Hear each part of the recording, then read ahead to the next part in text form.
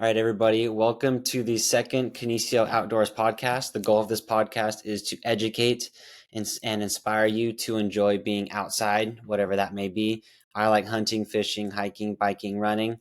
Some people like other things. My wife likes surfing. So, whatever it is that gets you outside, I want to encourage you to do that. And I'm going to hopefully educate you on ways to overcome those barriers. Today on the podcast, I have Andy Mack. He is a new friend to me. We met in September, and we've continued to have a friendship even though we're hundreds of miles apart. And I'm curious to hear how Andy's going to encourage us all to eat wild game and procure our own wild organic meat. So, Andy, first of all, how are you today? Thanks for jumping on the podcast. Thank you for asking me to come on, Stephen. I was really excited to do this, and my first time doing a podcast, so you're ahead of me already a little bit, even though you're new. But day's going good. Got a bunch of work done. Just waiting to spring's kind of setting in. Just waiting to get on here with you and have some fun talking about hunting and outdoor stuff. So. Yeah, I'm excited. I noticed some pretty big mounts. Next time I come over, I need to take a look at that deer mount specifically. Those are giant front forks on that buck. Oh yeah, there's one on the other wall that's facing the other way. That's a really really big one that the wife shot with a muzzleloader a long time ago. But Oh, yeah, there's you a told me few in about that. here. Yeah, yeah, got a little game room in the process. It's just been slow coming along. So. Yeah, one day I think I'll have one of those. I have some skulls here. I'm going to take them up to my dad's property in Montana. I've got some at my parents' place. I gave my cousin one. My apartment's just too small to have much of my taxidermy in it, so I just don't have it here. Yeah, So it's unfortunate. I miss yeah, looking at yeah. it. That It's happens. nice to look. I've got my last house. I had vaulted ceilings. There was a lot of room, but after moving to this one, between that house and this house, I had an elk mounted. I think you saw the elk, but he won't fit Oh, up I here did. because the ceilings are too short.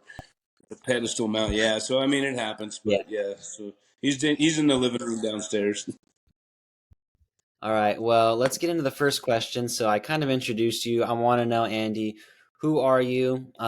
You could talk about your former job and then talk about your current job. I want to know your story of how you got into hunting, maybe if there's an influence from your family members, kind of your hometown, any sports or active things that you did, if you have any siblings or spouses or kids that really influenced you to become who you are today. I just kind of want to give me like 8 minutes of kind of who you are and what brought you to the meat processing that you're doing now. Yeah, absolutely.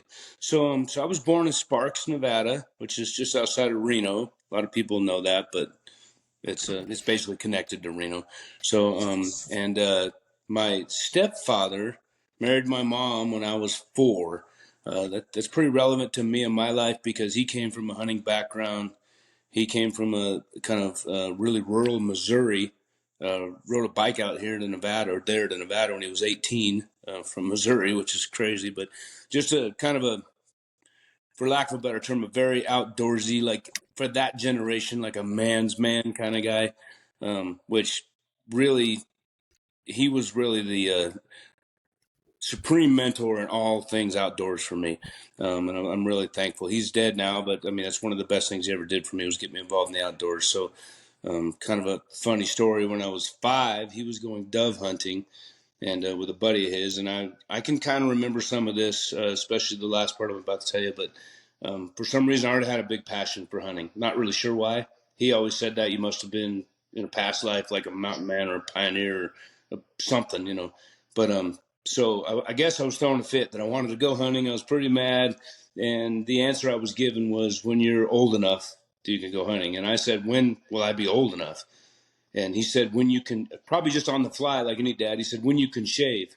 Well, while he was getting the stuff right outside, I went in and shaved with his razor with not great results. You can imagine at 5 years old with a razor in your face.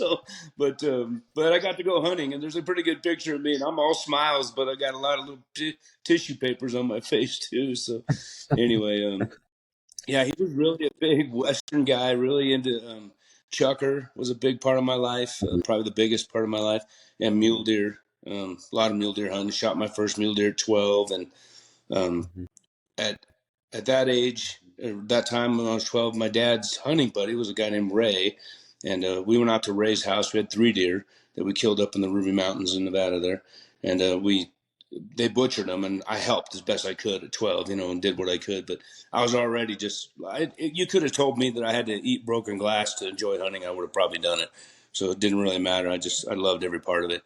So at 13, I was now the responsible guy for cutting everybody's deer already. And so, of course, I'm sure it was, not the prettiest processing job, but I really from cleaning guns to uh, cutting off skull caps to setting up camp, whatever it was. I couldn't get enough of it. I was obsessed. And really most of my life I was that way, and got older, kind of calmed down about it. Still love it, but just not a crazy man. But so really that's how I learned. They raised pigs where he came from. Vic was his name, and so he knew how to butcher some things. And his dad was a log truck driver and a farmer, and so they took care of a lot of their own stuff. But so then you were talking about my previous job. I'll kind of skip forward, and I kind of bounced around, and I really wanted a job in the hunting industry.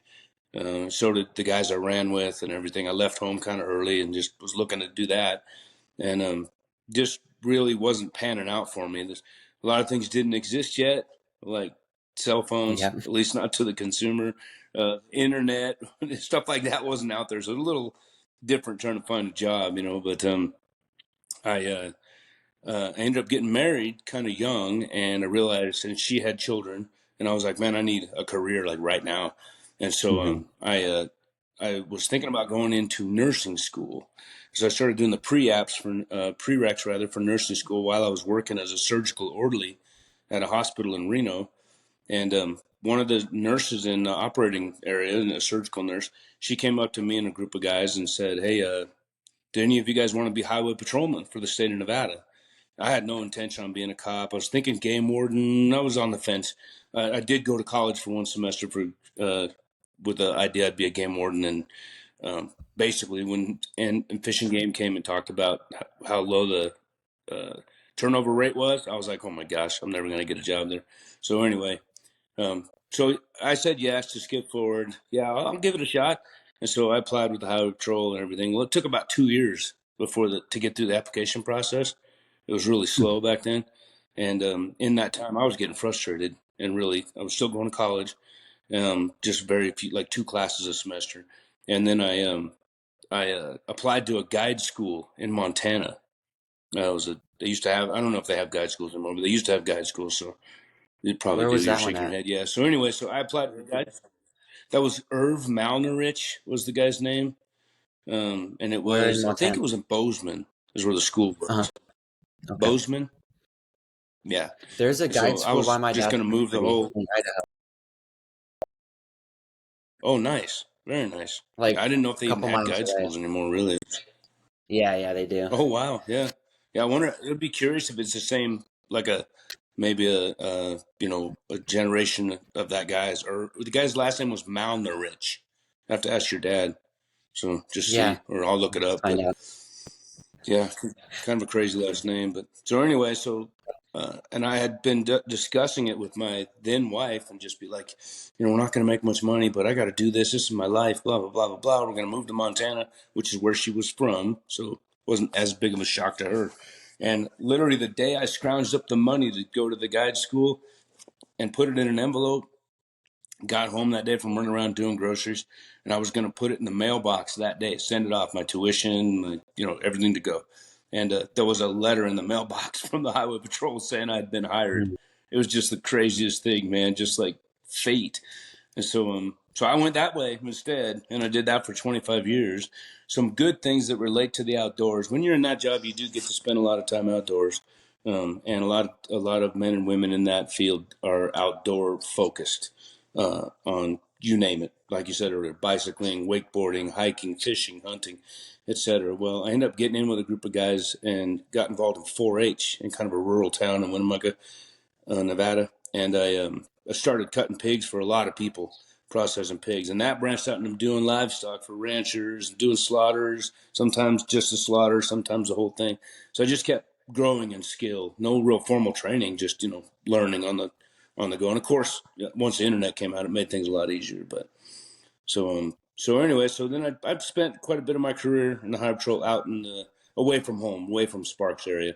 And when I finally came back with a new fiance, and my current wife that you met, Gretchen, we've been 22 years now. We've been married.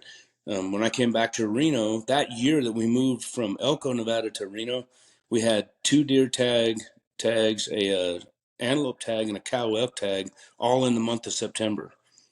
And Oh my so, gosh. and she was living in a rental. Oh, dude, it was crazy. She's living in a rental in Sparks, Nevada, and I'm living in a rental in Elko, waiting for my transfer date to come through.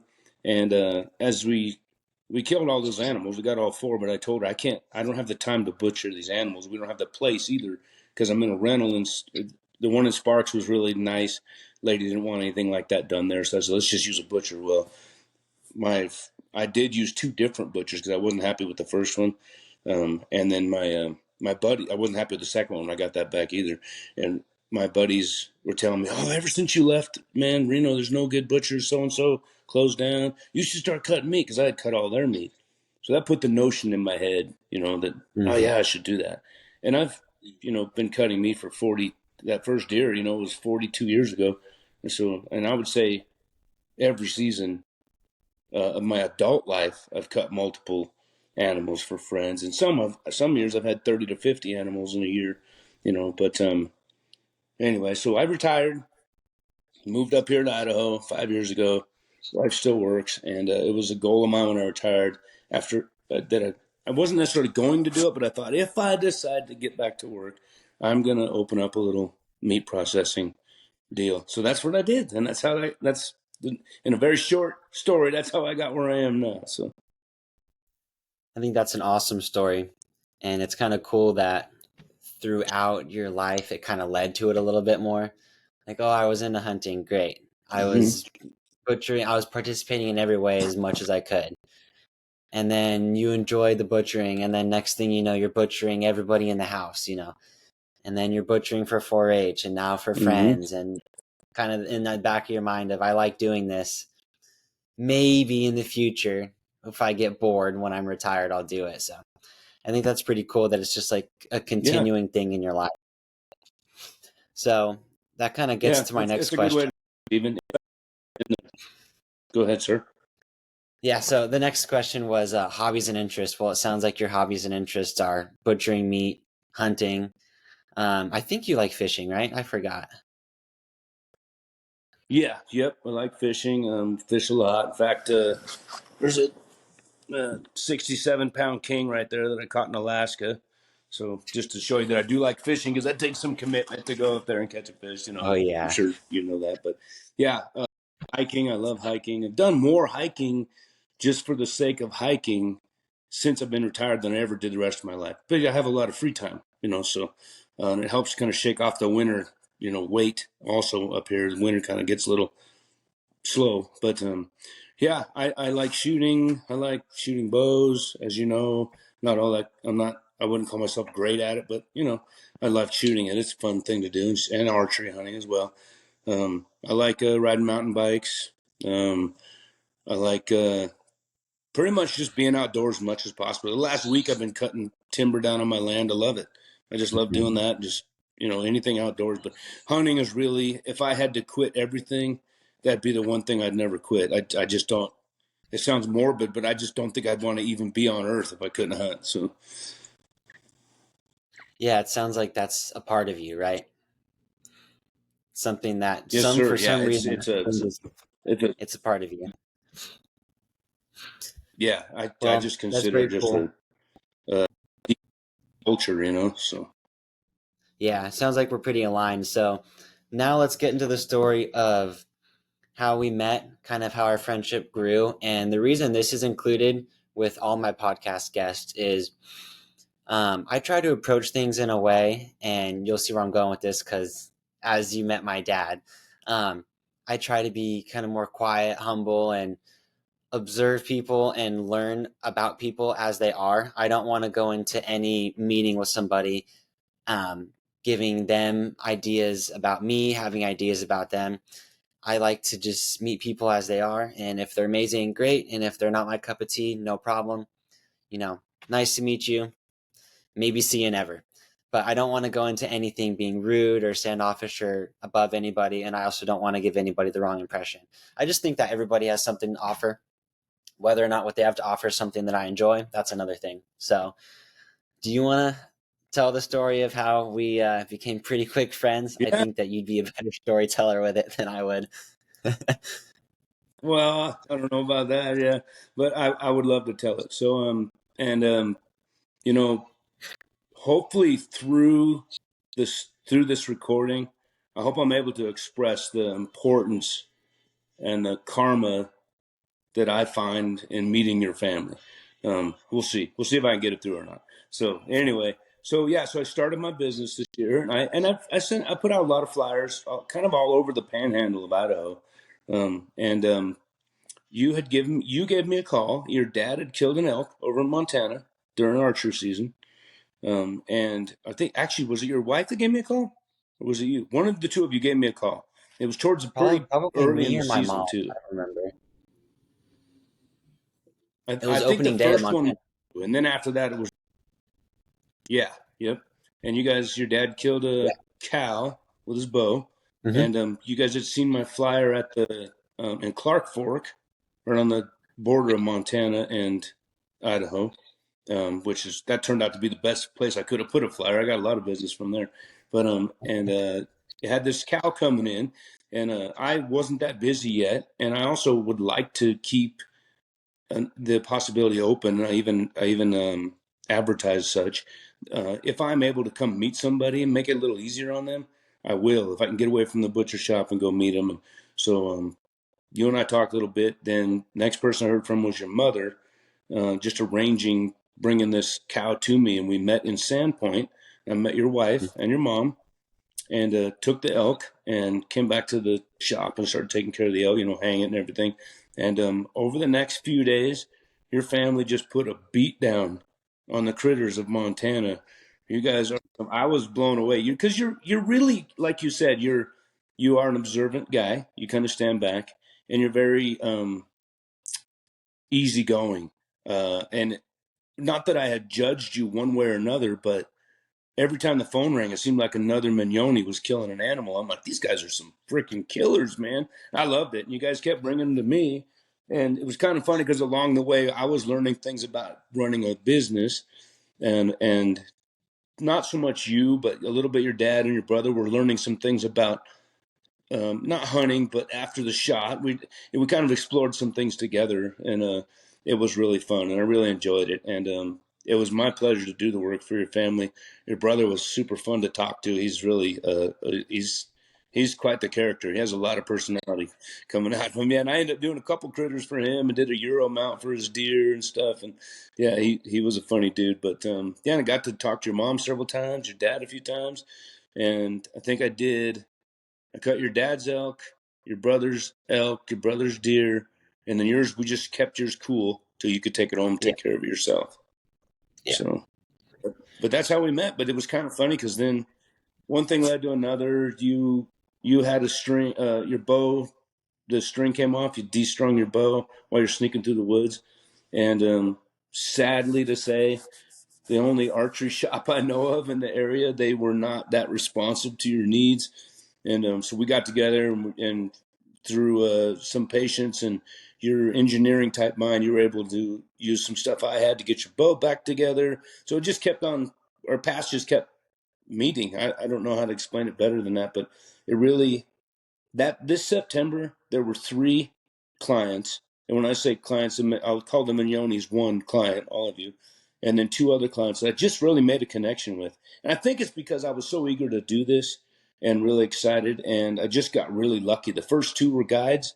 You guide off and on. I think you told me it just worked out really well. I had just people who were really invested in the sport. It's not easy to kill an elk with a bow on public ground, no matter what anybody says. It's not easy to kill an elk, no matter what. They're tough. But you guys were putting them down, and so were these other 2 guys. But and a lady. But yeah, it was really awesome. So that's how we met, and it just kind of clicked. Like you said, it just felt right. I follow you on social media, which I never did till recently, because the business, and I love watching your family grow and et cetera, et cetera. It's just been it's been a very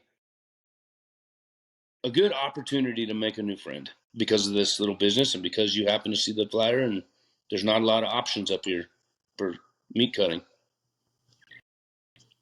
Yeah, exactly. I want to add a few things to that story. So, um, what Andy didn't mention with the learning was my dad shot his cow opening night, and he just said, "Oh, we're just gonna go get it in the morning," which we've always been able to do because we've always been more deer hunters.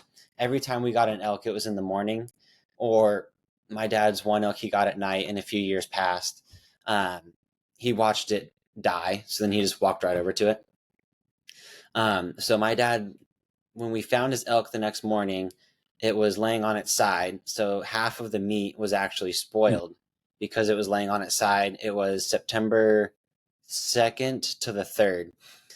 Pretty warm conditions, Mm-hmm. and took the meat.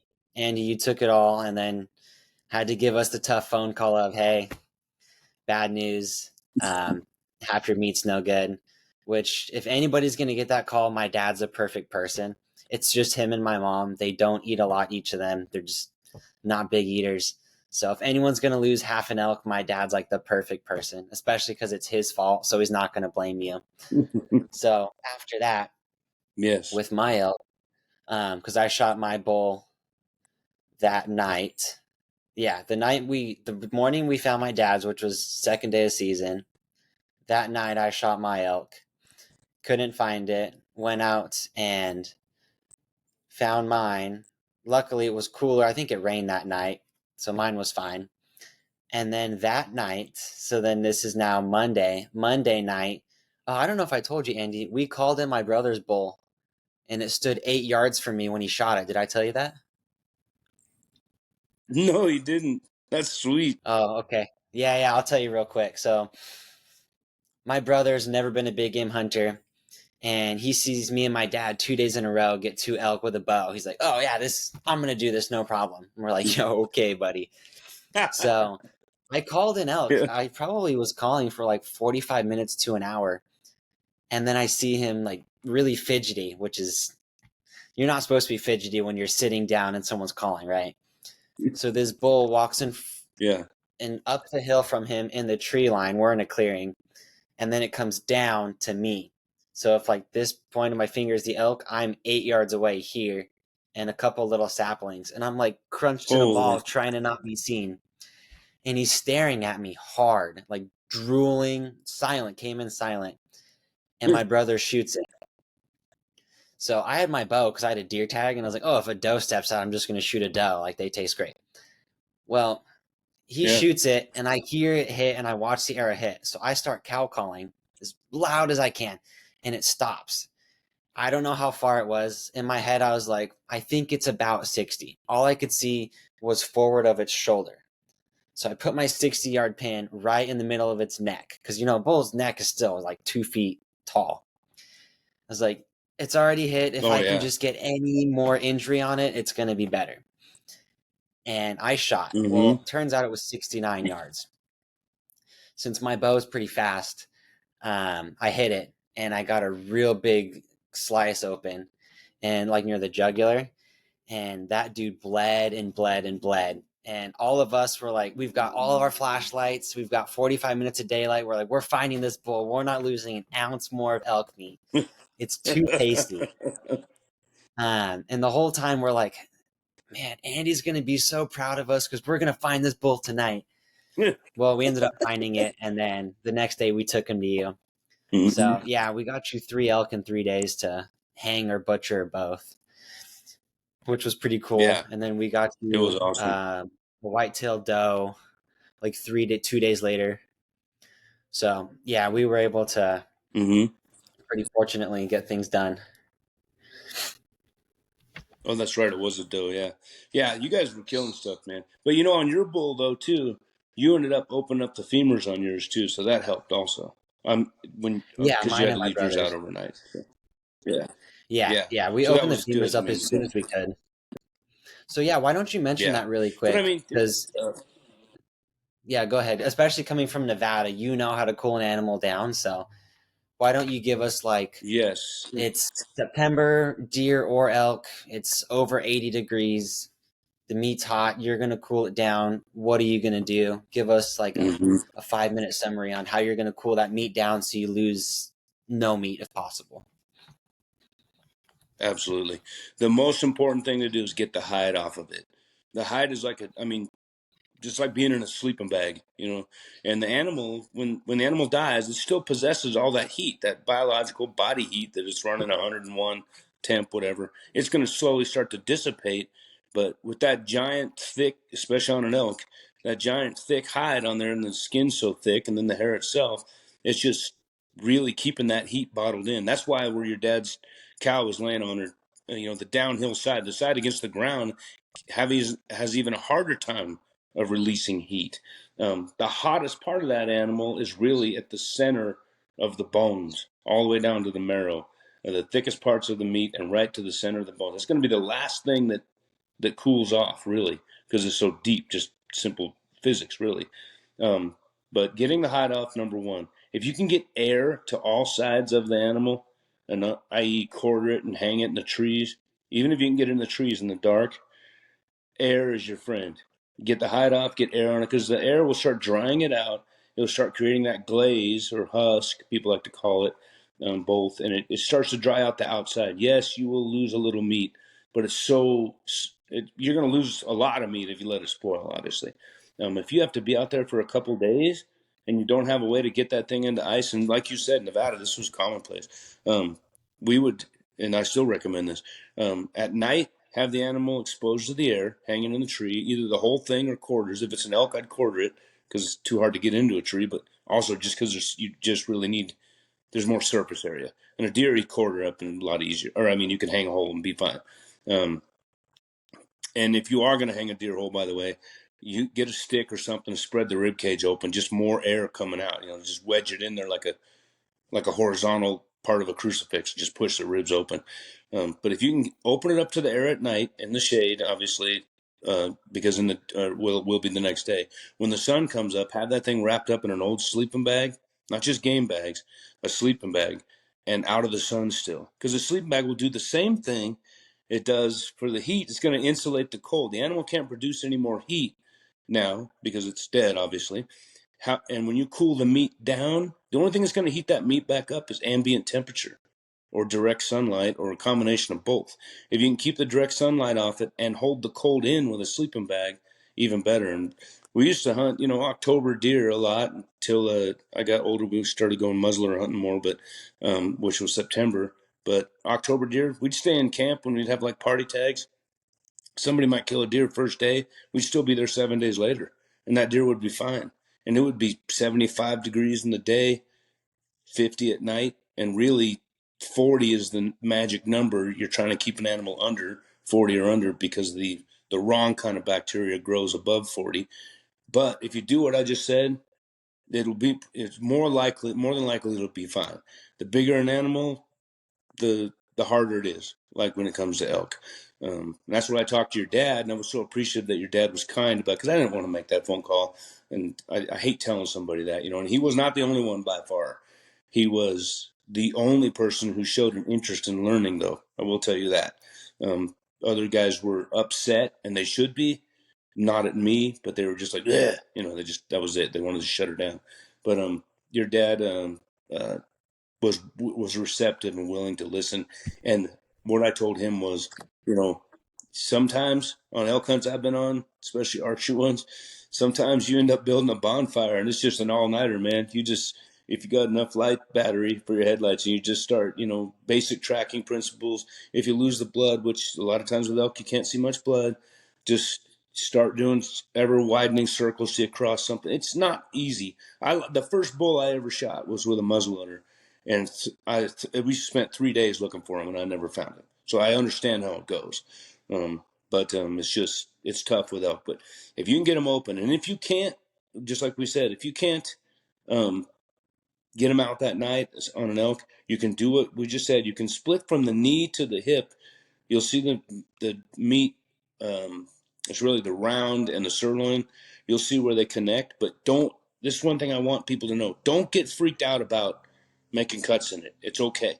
People don't want to bone things out because they're like, it's going to screw up the butcher. It'll make things a little bit different for the butcher, but you're not going to lose meat because of it.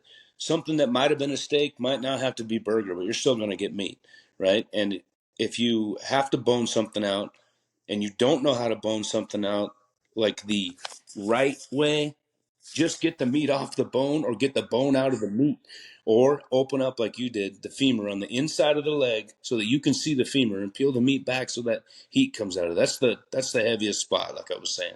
But boning them out's fine. Um, I've had several bull hunts I've been on, including my best bull, the one you saw. We boned them out just because the simple fact of bringing them out was going to be so hard. We were so deep in on foot, so I killed them. We boned them out in the dark that night, and then put them in game bags. There's no grizzlies in Nevada, or none, probably none at all, I'm sure, but none where we were. Don't have to really worry too much about lions and stuff. So we didn't even have to hang it in a tree or nothing. We just got it in game bags to keep the dirt off of it, and then like wedged it in trunks of cedars and stuff like that, and just to get air around it again, all the way around the bag. But yeah, if you can get those meat off the bone, that's great. Um, and not don't people shouldn't be afraid of it. I know the first few times I boned out an animal when I was a young man, like in my teens, I did was cut till the meat came off. There was no mathematical approach to it whatsoever. So, but it's still better than losing meat. So, and I think your dad lost about 60 pounds, I think, if I remember right. So, Yeah, I think that's right.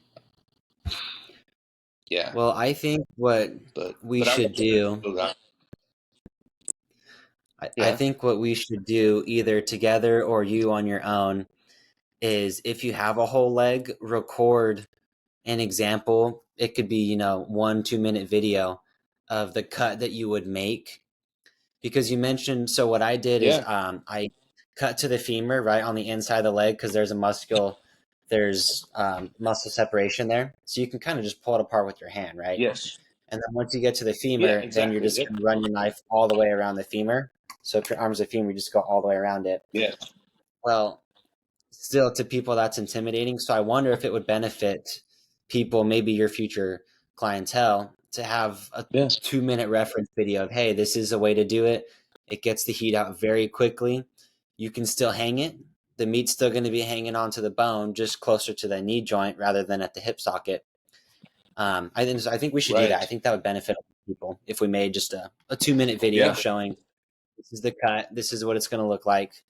And as a butcher, I promise you, I'd rather this than have to tell you with a nasty phone call that you lost, 60 pounds of meat like my dad did.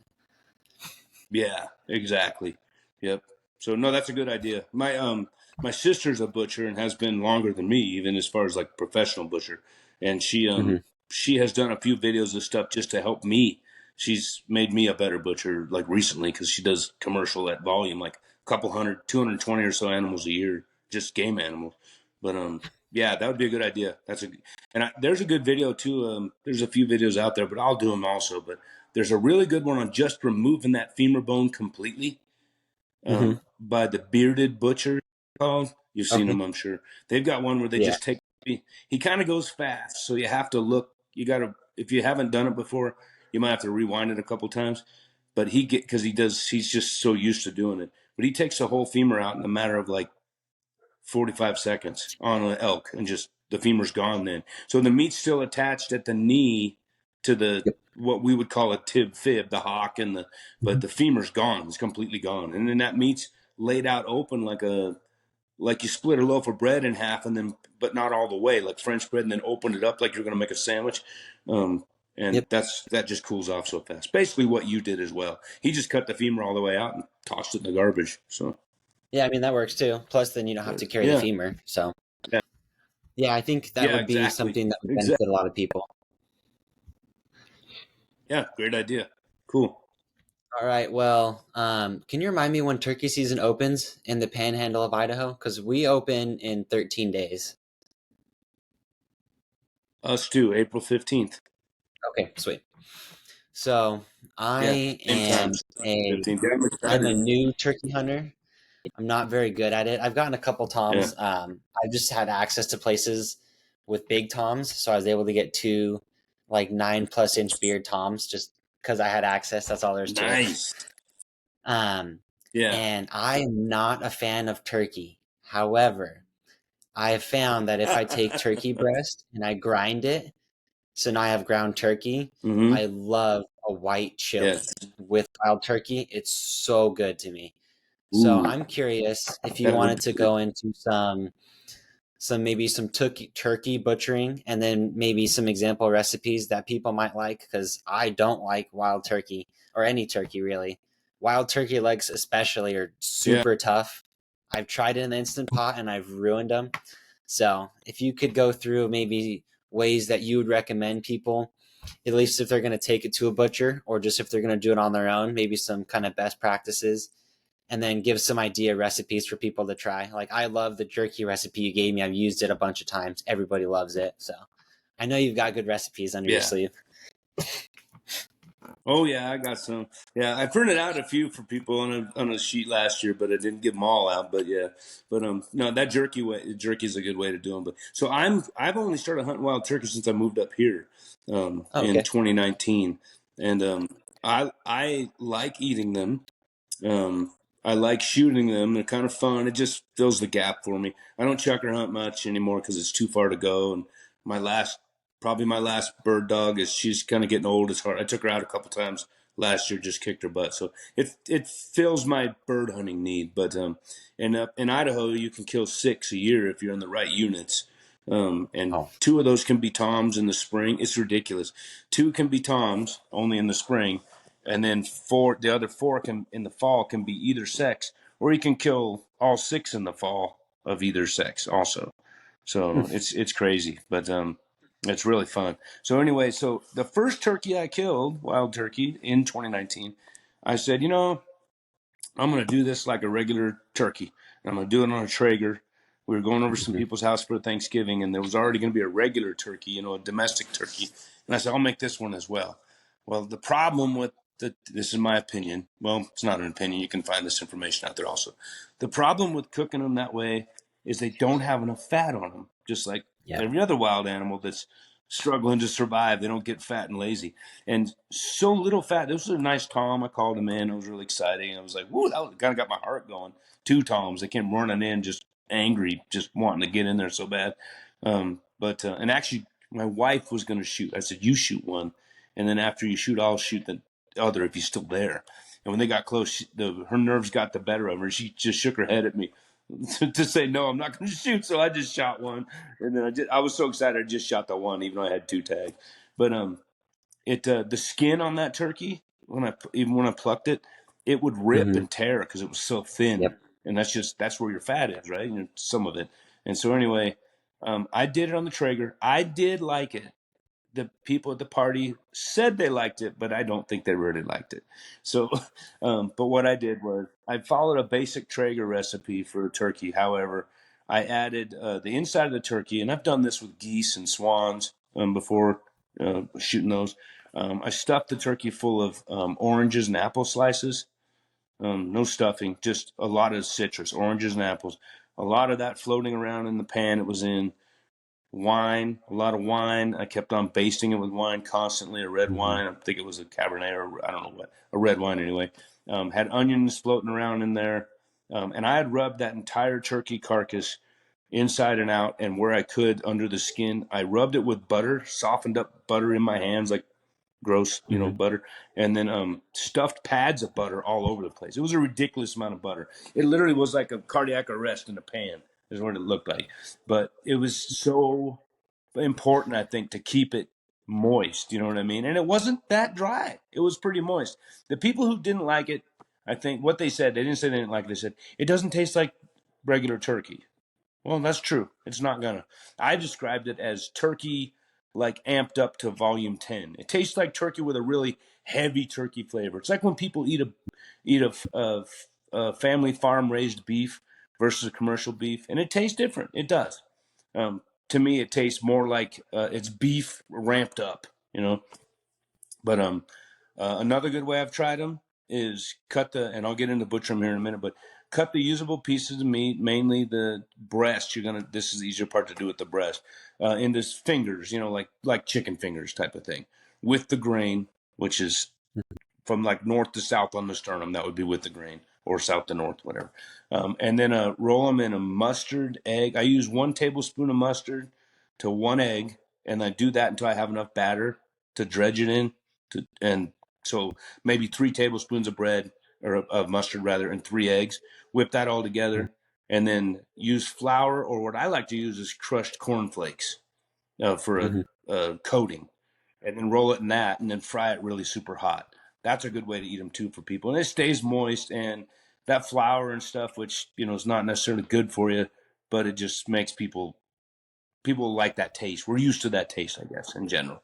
But my favorite by far is that jerky recipe that I shared with you and several others. And that was just, I've never used it on turkeys. I've used it on all kinds of venison, and even a bighorn sheep once. But I used it on the turkey, and I'm like, let's try it like this. And my wife took some to work, and people started buying turkey breasts, giving them to me. This is before I had the business going. I was just being Mr. Retired guy. And they were giving me turkey breasts and wanting me to turn them into jerky and give them back to them. They wanted to pay for them. I was like, no, I didn't want to be paid because I didn't want to do anything really. I knew I was going to get this direction eventually, and do the LLC and everything. But yeah, it's people can't get enough. I just the other day, 3 days ago, I was home. The wife wasn't, and looked out back, and behind my house, and there was 4 hens walking through, and I kind of followed them along the edge of the house to the windows. And then when they come around the corner over on that side where the propane tank is, there's a big old Yep. gobbler standing by the dog kennel. The dogs weren't in it. He's just standing there looking around. I was like, oh man, Gretchen's probably going to shoot you, because she said she gets the next one on the property. But I plan on going out on the 16th and hiking up this mountain up behind our house where we usually find some. But yeah, that jerky recipe is good. And I just recently posted on Facebook something about, turkey season's almost here. If you want the recipe, let me know, because I'll share it with anybody. And you can tweak it and stuff. But really, I think the key is that sweet and spicy mix that, between the Montreal and the Yoshidas. So Mm-hmm. Yeah, that's definitely. my 3 ways of Well, eating them that I like to do it. I pretty much turn all of them into jerky now. Oh yeah, you wanted to talk about butchering. So I just skin them. I don't pluck them anymore. okay. There's not enough skin on them, so I just Yeah. take it off. And then I breast them, and I Mm-hmm. take off the legs at the hip, at the thigh joint, just like any other, you would another bird. And I'll even go through and trim off the back pieces of the muscle on the backside where I can get it. And when I take the breast, I take the wing joint with it, and then I freeze Mm-hmm. those whole until I'm ready to make jerky. And when I get them out, I personally like my turkey jerky cut with the grain on the breast. If a person doesn't want it to, that's a little more stringy. It's going to be a little more stringy than cutting against the grain. So if you lay Mm-hmm. the breast out and it's kind of like the shape of your hand, if you cut it this way on your hand, that would be with the grain, just like my fingers look like grain. If you cut it this way, it's across the grain. You'll get smaller pieces of jerky, if that matters to you, going across the grain, and they'll be a little less stringy. But jerky's always chewy anyway, unless you're making like the jerky shooter, where you grind it all first. So yeah, but I'm gonna try grinding it though, because you're like the third person that's told me grinding. They grind their. I used to live across the street from a retired fishing game director for Idaho. When I first moved to Idaho, it was fortunate. My rental was right across the street from a former chief of fishing game in Idaho. And we talked about hunting all the time, and he shot turkeys all the time, him and his son. They would go over to Washington and shoot them, and in Idaho, because everything's so close, just like Montana. And he turned them all into burger and ground them all, and he put it in spaghettis and enchiladas, stuff like that. And I like turkey burger. I buy turkey burger at the store all the time. So Yeah, I would yeah, they're recommend fun. it. I have a grinder which is nice, and I didn't mix it with any fat. I just wanted it the way it was, Yeah. and I cooked it as if it was just turkey burger from the store. Before I browned it Yeah. before I put it in my chili recipe, and it turned out great. Mm-hmm. And I think the chili recipe was a white chili, so there was sour cream added was one of the big ingredients. I think chicken stock was added, so things like that. But it turned out really good. I will have to try turkey jerky. I'm sure my wife would like that. And my kid, you remember her? She was three It's months really old when good. you saw her. Now she's Yeah. 9 months Yep. old. She loves elk. I need to shoot another elk. I'm getting really low. And anytime I cook it, she's like Nice. trying to stand on me, get it. So I think she'd like turkey jerky. I just would need to Oh, you'll cut get out one. those chili pepper flakes. Yeah. All right. Yeah. So now let's It's get a good into recipe. I the, was blown away how good it was. yeah, it's pretty tasty. All right. Let's get into the last couple questions. So let's get into your business a little more. I do want to talk about it because I met you because of your business. Last year was your first year. So let's talk about where you're located, what it is that you are trying to do, because I know you don't want to be butchering livestock, right? And Right. Correct. talk about kind of what sets you apart from other local butchers, which you kind of discussed. There really aren't many. So let's talk about the name of your business, Yeah. where you're at, your kind of radius where you'll meet people, because that's something that's unique to you.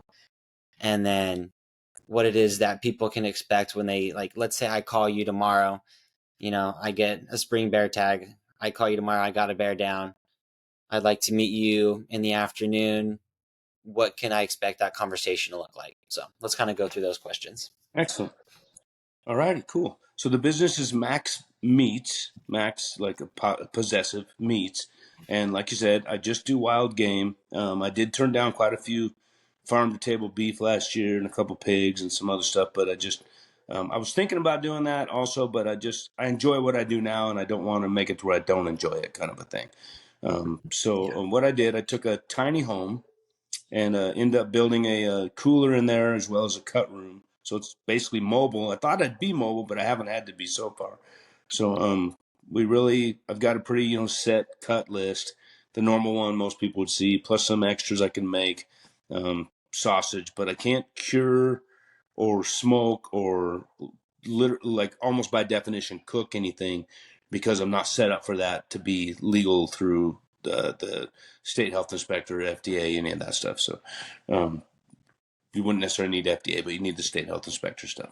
So uh, I'm basically open at a phone call. I took some game in last year at 10 o'clock at night. So if you were to kill an animal and call, it would be a rare instance where I would say no. And I don't want to get so big that I have to say no, if that makes sense. I did exactly 50 animals last year. My goal was 30. I figured that's a modest goal, but I knew I was just starting out. So I wasn't sure I'd even get 30. I was setting myself up with a low number, so I felt successful is what I was doing. So, but I want to keep doing that so I can provide the right kind of service. Um, and I want to add one thing real quick. If somebody is going hunting, like if they're watching this or something, and they're going to go hunting, and I ran into this last year, even if you go somewhere else, out of state, somewhere, try to figure out ahead of time what your butcher options are. So I had a guy last year that killed a really beautiful elk, really nice bull, and he hadn't thought about how he was going to get it home, and he lived back east, like way back east on the coast, and he wasn't sure how to get it home. And not only that, but he didn't come prepared to basically he needed to pay for the elk with a credit card. And while he was at my house, I said, I don't take credit cards, but I can do Venmo or cash, that kind of thing. I made several phone calls for him and gave him some other names of butchers down south of us a bit. None of them took credit cards either. I don't know why. And he even said, I can't imagine going somewhere and they don't take a debit card. I said, well, I don't know why. I know why I don't do it because it was my first year and I didn't want to pay the subscription fees if I didn't need them. And it turned out I didn't need them. He's the only guy that asked for that.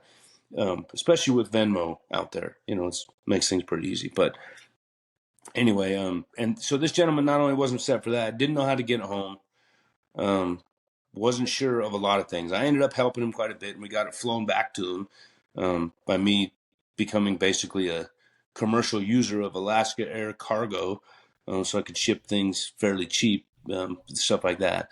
But anyway, do a little homework up front would help people know who your butcher is, and I'll get to a story about that. What something I want to tell people, kind of a unique story here in a minute. But yeah, if you got a bear, if I have the opportunity, I'll go 15 miles out and back to the house, so 30 miles round trip, free of charge if I'm available. really it's a floating fee. I don't charge. I've been farther than that. Didn't charge anybody. The guy I had to drive to Spokane from here for to fly it out. That guy, I charged him um, my fuel at a normal rate of mileage. You know, the CONUS rate, like 62 cents a mile or whatever it was. Just trying to Mm-hmm. find a fair way to charge him because that's quite a ways away. But Yeah. really, if I'm free, that's a nice thing that I think I've got going on, Stephen. Is I'm staying small. I want to have that small business feel, if you will. I'm not really a businessman. I'm trying to learn that. I mean, my whole adult life I was traffic cop, basically a state trooper, and then a hunter, and so that's about all I know. It seems like sometimes, but I don't want to really get so big that I can't help people out when they need it, especially when they're doing stuff like where you guys were hunting in another state, not having many options around, and there aren't. And last year, I don't even know if I ever told you this, but I don't think I did because you guys already went back home with all your meat. There were two other butchers up here that did wild game last year that quit doing wild game last year, like mid-season, and because they had so many calls for beef, farm to table beef, they just couldn't keep up with it, and it's kind of complicated. You don't even if it's not inspected, you really don't want to mix those two meats together. So it's a whole complicated process. It's not just as simple as taking in a beef, slapping it in the cooler next to a bull elk, and taking care of it. And you need different tools too, really, some different tools. But so yeah, there's not a lot of options. In the northern part of the Panhandle, I only know so north of Coeur d'Alene, let's say, because there is some people in Coeur d'Alene, but north of Coeur d'Alene, there are people I'm aware of. There are three people who will cut wild game right now. Me and two others. One's way up by Bonner's Ferry. One, I've heard rumors that he quit, but I don't know, and he's not too far from me. But I don't know. I didn't really want to dig into it. I know that I was busy enough, so I was happy. But yeah, and by the way, since you brought up bear too, a lot of people that get intimidated by skinning a bear and they want a bear rug because it's a little different. Bring it to me. I'll do it for you. Of course, there's a fee, but I'll do it. I've got a gambrel. I can take care of everything. It'll be done right. Once we get it started going, we'll hang it on the gambrel and finish it. I skinned a lot of animals last year as the season went on. I caped a few animals. Had several whole elk brought to me, a couple of moose, that were not whole, but I had to work on them a little extra. I'd rather see that and have somebody happy with their thing, their product, and take care of that animal and that trophy and be proud of that rug and everything, than to mess it up. And the taxidermist would feel the same way. They don't want to see it messed up. Not that I can't make mistakes, but I've done it a bunch, so it just helps. I did work for taxidermist for a while too, which helps. And it was long. I was getting long on my background story. I didn't want to tell you all that stuff, but yeah. And then generally speaking, like I turned a guy's moose around in just over 24 hours last year.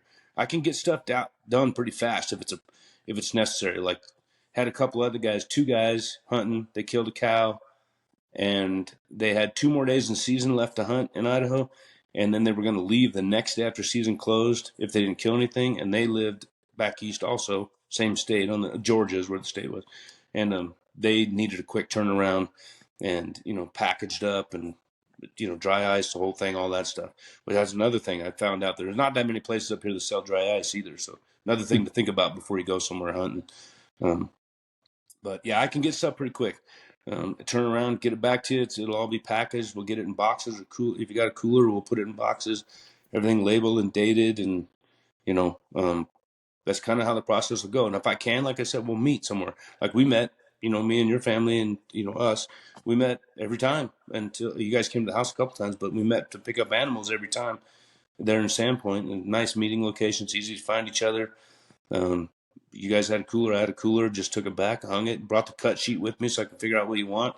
We go over it together, and uh, for people who don't know what that is, think of it as like a menu, and you can go over and say, I would like this, I would like that, whatever. So anyway, yeah, it's I'm pretty open to doing what I got to do. I'll help people. I met people down in Coeur d'Alene, which is like 40 miles from me, without charge. I met them there at like 6 in the morning so they could get on their flight on time with their meat. I don't mind if I got the time.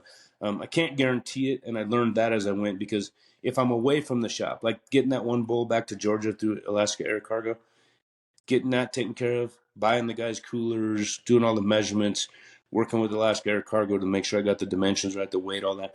All that's time was taking me away from cutting somebody else's animal or multiple animals. That's the only drawback. So if I'm buried, like I got 9 elk in 2 days this year, which isn't a lot, by I know the other butcher in Coeur d'Alene. He's actually helped me quite a bit this year, and he's doing massive numbers, like in the thousands compared to me. But he's got a staff and everything, and that's what he said too. He goes, "I don't have time to do none of that stuff." And I said, "Well, it's hard to have the time, but when I do, I'll do it." So Yeah, I think that's a great point. And I think that's something that sets you apart is this isn't something that you're trying to provide for yourself or your family. This is something that you're retired. correct. You're fine with your retirement. You enjoy doing this and you enjoy Mm-hmm. helping people, like you said, enjoy that trophy, enjoy the meat, which is, I think, why we get along with you so well, my family, because we are more passionate about enjoying that than like, oh yeah, look at how big this animal is I shot. Like me, my dad, my brother, none of us bragged to anybody that we got 3 animals in 3 days. Like, it's cool. We're gonna talk about it amongst You guys ourselves. didn't We're not brag to gonna me go. either. Yeah. No, and we're not gonna do that because we care about like going through the experience, right? So that's something that I Mm-hmm. think definitely sets you apart. Like you just mentioned, you went over the top, above and beyond. For the gentleman from Georgia, most butchers aren't going to do that, right? They don't have the time, and to them, it's not worth it. There's no return on investment. Well, you're trying to just Mm-hmm. help people, which is that's why we like you so much. Yeah. The place my parents' property is, it's a small town. We put one of your flyers up there, like we just want to help you. You wanted to Yeah. help us. It was awesome. So I think that's something that really sets you apart. Well, I And appreciate that. now I want to get into the very last thing. So I'm getting a PhD in kinesiology. I have to ask everybody, what do you do to exercise? Okay. Now I'm going to preface this with, um, you don't need to exercise to be a successful hunter, fisherman, whatever. I like exercise. I know the Right. benefits of it, so I'm always going to exercise, but I just like to exercise. I've been hunting with a guy who's 64-year-old logger. He was keeping up with me, which I'm pretty quick in the woods. And he was keeping up with me, 40 years older than me, pretty much keeping right with me. Jeez. He doesn't exercise, he doesn't work out. He's just, tough as nails up here in his head. And he just wasn't going to be slowed down. He was kind of like in mountain shape. So, last question for you, Andy. How do you Yeah. exercise if you do? What do you enjoy doing for exercise? Do you lift weights? You probably don't run, like hiking, weighted packs. What is it that you do to stay in shape and keep yourself ready to go hunting? Okay. Good. That's a good question. I thought about this after we talked before via text, and so um, most of my life I did have some kind of routine. I ran for a lot of years, and when I was younger, I'm not. You know my build. I'm not built for running, but I could do 6-7 miles back then, most. But I'd run like 3 miles every other day, and just when I first got on the highway patrol and stuff, trying to stay in shape and lifted weights on and off. I am finding, in fact, I just turned 55 this last week. Numbers, it's just a number. It's just another day, but I'm finding the older I get, you have to change some of that up. And between just, you get injured easier, stuff like that, especially if you're lifting stuff. I'm very busy on my property, which is good. I have incorporated now, I thought about it earlier, I didn't tell you this, but I'm stretching almost every day. And I've been doing that off and on, gear, more recently every day for about 2 years now. As I got older, it just seems to help my mobility. And that really, and if I do any focused exercise, it is 100%. The purpose is so that I can hunt better. That is the only reason I do it. And I know that's not necessarily the best reason, but hunting, we've been over it, is my life. It's just, if I'm not hunting at this time of year, my wife's going nuts because I apply in multiple states, and now's stat gathering time, harvest success, draws, and I'm just like, just, and this has been going on ever since before I met her. So anyway, so it's just always hunting, hunting, hunting. So I do a lot of hiking. I increase weight. I don't have one of those fancy ruck packs with you put a 45-pound plate on or anything. I just grab my backpack. My main one's a Stone Glacier, and I just keep adding weight until I get to the point where I put a 40-pound sack of dog food in it, and I run Mm-hmm. with 40 pounds. If I'm going to do something, a few years back, I went on a mountain goat hunt. I think I showed you the pictures. My cousin Drew, And on that Mm-hmm. hunt, I got up to 70 pounds in my pack before we went. Didn't need it so much because we ended up using horses and mules, but I was glad I walked as much as I did. It's low elevation up here in the Panhandle, but it's got plenty of steepness to keep you, you got a lot of up if you want it. And usually, like this time of year is when I really started getting going on that. As soon as spring hits, whatever time of year spring starts happening, I start getting out. And it serves two purposes. I'm also scouting turkey, looking at Yep. snow lines for bear, seeing where that's going to be, when to go for that, which is kind of new to me also. But yeah, that's really, I don't want to sound self-serving. I work physically. I work very hard for an old guy, at least that's what people say. I don't know, but I'm busy all the time at the house, which is good. But I notice it when I'm not. Like I was kind of lazy this summer, and I put on some extra pounds, and I was pretty stiff, and just this last week, first good weather we've had, and working outside, I found I had about 8 hours of work in me, and I was exhausted. Normally, I'd just go daylight to dark and not really have a problem, but it just sat around on my butt too much. So yeah, so it's a lot of hiking. We do a lot of kayaking on the rivers around here and lakes. I like fishing out of a kayak nowadays. It's fun. We have had boats. We recently sold our last boat that we had, but I like the kayaking. Um, and like I said, mountain biking. We've got mountain bikes. We go. We don't do extreme because again we're older. We're both in our 50s and stuff. And we've done those things, all the wakeboarding and the crazy skiing and snowboarding. We're just doing stuff that's more not age appropriate, but some of those things just aren't as enticing to us as they used to be. So yeah, but that's kind of it really. I try to basically eat right. My main goal is to try to keep myself within a weight that I know I can still hunt at. I always wish I was lighter, but to keep myself, there's a weight I like to be at that I feel anything above that, I start feeling it when I'm hunting. You know what I mean? Yep. So yeah, Well, so that's that's what I awesome. do. Thanks But for sharing that, flexibility man. is a good one. Yeah, Heck yeah, definitely, especially as you sweet get Steven. older. I wanted to if oh yeah, I wanted to tell you one quick. Do I have time for one super quick story? I'll make it fast. It really Yeah, go ahead. expresses how I want to be as a butcher. Okay, I Yeah, wanted to I'd tell love you to this. hear Did I that. tell you the I story think about when that's a I was in great way to end Wyoming? this. So Yeah, bring it home. yeah. You know this. You know the story, the Wyoming one, right? I Yeah, told you that, didn't I, or did I not? Yeah. I think you All right, did. but it's good for people to know it because I just that's who I want to be, is that guy. So when I was 20, it was I was 22 or 23. I can't remember, but it was one of those two ages. I was went out of state hunting in Wyoming from Nevada for antelope. I had been out of state hunting a couple other times, but it was always like with my dad's friend or someone else did all the planning, right? My taxidermist one time, so I just was the guy going along. This one I was pretty nervous because I did all the research. It was just antelope, which are not necessarily that difficult, but I was pretty excited. So when we got to we camped in Rock Springs, or I mean, I'm sorry, Green River. We camped in Green River, Wyoming, and I went over before we ever started hunting. The next day, after we set up camp and everything, I went over to Rock Springs because I had already did a little bit of work and talked to some people, local gas stores and stuff on the phone. Found out where there was a butcher in Rock Springs because we're hunting in September, early September, in that red desert area. It's going to be hot. Goes right back to everything we've been talking about.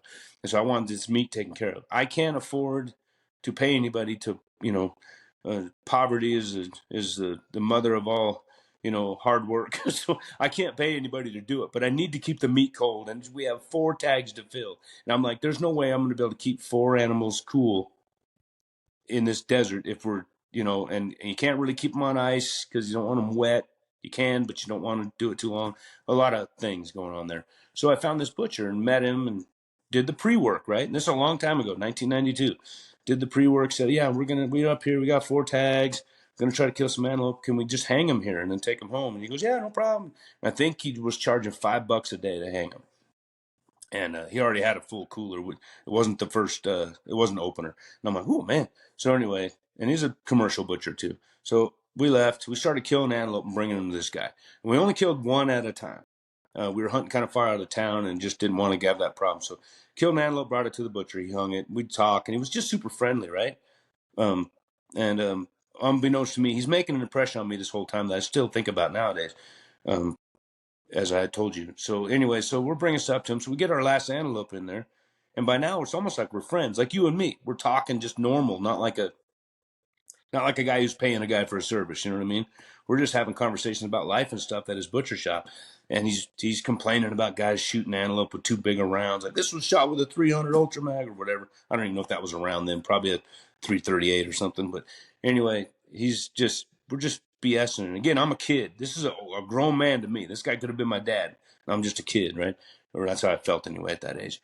Looking back at it now, I didn't feel that way then, but so when we get the last antelope in, I tell him, he goes, "When are you going to go home?" I said, "Well, I'd like to go tomorrow, so I can get him home and start taking care of him and get him all cut up."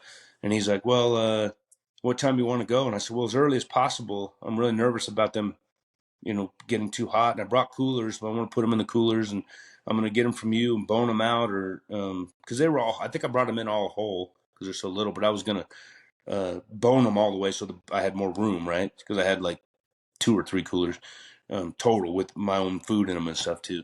So he's like, okay. And he goes, "What time you want to go?" And I said, and I might have the times wrong nowadays. I can't remember. But I know I said like 5, maybe 6. I didn't figure it'd be open that early. He came back with me like, "How about like 2:30?" And I was like, 2:30 in the morning? He goes, "Yeah." And I go, "That'd be great." Because I got a long ways to go from Rock Springs to Sparks, Nevada, And he's like, "No problem." So I show up at 2:30 in the morning the next morning, and this guy had already boned out all my antelope for me. Um, he had supplies I hadn't thought about because I didn't really think about transferring meat that far before. He packed them in my coolers with multiple layers of dry ice. He duct taped all the seams of the coolers, duct taped the drain spouts. He duct taped the tags very securely on the outside of the cooler on the top for which cooler had what meat. He kept it separated. Everything was clean, probably cleaner than I took it to him, which was pretty clean because I was washing them in the river. I was just flabbergasted. This guy had done all that work for me, and I'm waiting to think. In my mind, I'm both happy, but I'm also like, I can't afford this. I can't afford this. I got enough. I'm gonna have to put gas like on a credit card to get home, kind of situation. And we get done with all that stuff. He helps me load everything up. It's like 3 o'clock in the morning, 3:10 maybe, and he hands me a boning knife, a really nice boning knife, and says, "Here." And he goes, "You don't see many young guys your age doing their own meat," which to me, there was a lot of guys doing it, but that's what he said. And he goes, "I want to give you this knife. It's a quality knife. It's a good one. You're going to need this." And I was just flabbergasted. And the guy did all that work for me, gave me a knife. And then when I asked him how much I owed him, he goes, "You don't owe me anything." And he goes, "I don't see people take care of their meat like you do, as you heard me talk." And he goes, "I like to see a young man like you getting involved. You're here at 2:30 in the morning so you can get home on time. You got a long drive." And back then, Stephen, trucks were slower and so were speed limits. So it took a long time to get anywhere. So 55 miles an hour from Wyoming to Sparks is not fun. But it just blew me away. And I hadn't thought about that guy in a lot of years till, as I had told you, until last year. Many days when I had more than just a quick client contact, just drop off animal, pick up animal, I thought about that guy. And that's who I want to be. I want to be that guy that makes somebody when they leave feel, um, there's a saying in highway patrol land, or used to be, I don't know if there is anymore, but the best traffic stop you could get is if you wrote somebody a citation that thanked you for it, because you're kind of trying to sell Mm-hmm. something. You don't want them to be upset. You don't want to escalate this situation. You're just trying to do your job and let them be on their way. Um, that's kind of what I want with this butcher thing. I want when people leave my shop, I want them to be happy they came to me. And it's not because I'm going to cut the meat in a way that they're going, "Oh my gosh, I've never seen meat this good," which it will be good. It will be uniform. It will be precise. It will be your own meat guaranteed. It will be clean. It will be everything that you already know. But for anybody else listening to this, you're going to get as good as you can get from me as far as that. What you're going to get extra is if you give me the time, if you'll listen to me, because I love talking, as you can tell, and I love hearing people's stories about hunting because I'm just obsessed with it like a kid still. Like, I'm that guy who doesn't sleep night before opener, and I'm 55 years old. I still can't sleep the night before opener. I want to be that guy. When you leave, you go, "Man, that butcher was cool. I like that guy." And then when you open your meat, you send me a text that says, "This meat's amazing," kind of a thing like that. So that's what I would say sets me apart. I don't want to just take your meat in, cut it. And I'm not saying that other butchers want to do that too, but like anything, you get busy enough, you don't have time for those other things, possibly. if you're trying to bring in numbers, if you're trying to get meat through the door, or whatever else it is you're doing for a living, if it's all a numbers game to you, then you make sacrifices somewhere else. And it's not going to be just like you said. I don't need to do this to make my bills. I'm certainly not wealthy, but I'm careful. And I didn't retire just, oh, I guess I'll just stop working. This was all a plan. And I don't want to get to a point where I have to do, if I have to do something to make money, it's not going to be something that I really enjoy like this, because then it's going to make me enjoy it less. I don't want to do that. Anyway, All right. that's the Well, story. I think I think that's a great way to summarize the experience that at least my family and I got with you. Like, yes, you are a butcher, but we're friends. You text me, I text you about non-hunting stuff, hunting stuff. Mm-hmm. So I'm definitely fortunate to have met you, have formed this friendship. It's really nice that my parents have property, so I'll probably swing by and visit you this summer when I go to their property. And it's cool to have met you. I definitely benefit from it. Anybody that listens to this, hopefully they're going to benefit from it. So I wanted to thank you again, Andy, for jumping on here with me, sharing your story, giving some turkey insight. I'm a little more excited about turkey season now, so I hope everybody else is a little more excited as well. And yeah, that's going to wrap up the podcast, You do everybody. that jerky, So thanks Steven? for listening. Yeah. All right, buddy. I was just going to say, if you do that jerky, man, you're going to fill every turkey tag you can buy, you're going to kill. That's right. All right. So thanks again, everybody, for listening. Hope you have a great day. See you on the next one.